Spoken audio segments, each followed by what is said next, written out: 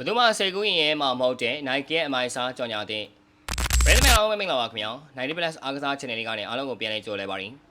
Fire မင်း Senior Agent ကနေအားလုံးကိုပြန်လည်ကြိုလဲပါရင်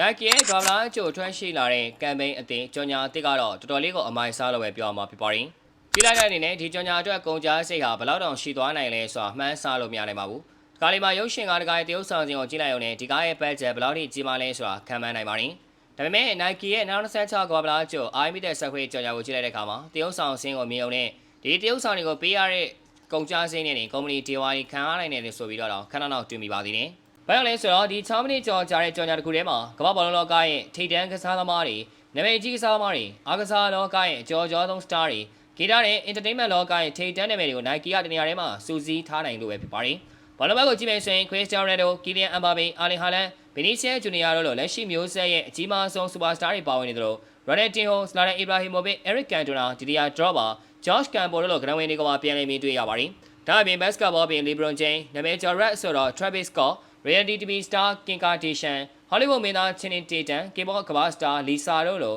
entertainment လောကရဲ့ကြော်ကြားဆုံးနာမည်တွေကပါ Nike ကထည့်သွင်းအသုံးပြုထားပါတယ်။ဒီလိုတွေဟာတမန် celebrity တွေမဟုတ်ပါဘူး။လူတစ်ယောက်ချင်းစီရဲ့ brand value ကပဲကုမ္ပဏီကြီးတစ်ခုရဲ့ marketing budget ကိုတုံ့လှုပ်စေနိုင်တဲ့အဆင့်ရှိနေကြတဲ့သူတွေဖြစ်ပါတယ်။ဒါကြောင့်ပရိသတ်တွေကဒီကြော်ညာမှာပါဝင်တဲ့လူတွေရဲ့ talent fee တွေကိုသာပေါင်းလိုက်ရင် Nike တောင်ခဏတော့မျိုးလုံးပြူသွားနိုင်တယ်ဆိုပြီးတော့ဟာသားလို့ပြောနေကြတာပါ။ဒါပေမဲ့ Nike အတွက်တော့ဒီကြော်ညာဟာ celebrity တွေစုပြထားတဲ့ showcase တစ်ခုတည်းအများကြီးပိုပါတယ်။ iMeter Secret ဆိုတဲ့နာမည်အတိုင်းဇညုံရေးထားတဲ့ပုံသင်စနစ်တွေကိုစုပ်ဖြဲပြပြီးကိုယ့်ရဲ့ပင်ကိုဗီဇဖန်တီးနိုင်စွမ်းနဲ့တတိရှိရှိကစားဖို့တိုက်တွန်းထားတဲ့ message ကိုအဓိကပေးထားချင်တာဖြစ်ပါတယ်။ဇလန်က Hollywood Studio ကြီးတစ်ခုထဲမှာ driver တယောက်ကကစားသမားတွေကိုသူရေးထားတဲ့ secret အတိုင်းတရုပ်ဆောင်ခိုင်းနေရကနေစတင်ထားပါတယ်။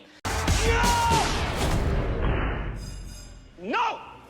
ဒါပေမဲ့နောက်ဆုံးမှာတော့ star ကစားသမားတွေကအဲ့ secret တွေကိုစုပ်ဖြဲပြီးသူတို့ရဲ့ပင်ကိုရေးချင်းဖန်တီးနိုင်စွမ်းနဲ့လွတ်လပ်တဲ့ဘောလုံးနည်းပညာကိုထုတ်ဖော်ပြသလိုက်တဲ့အခါမှာ studio ကြီးတစ်ခုလုံးဗျမ်းမနာဖြစ်သွားပါတယ်။အဲ့ message က Nike ရဲ့နာမည်ကျော်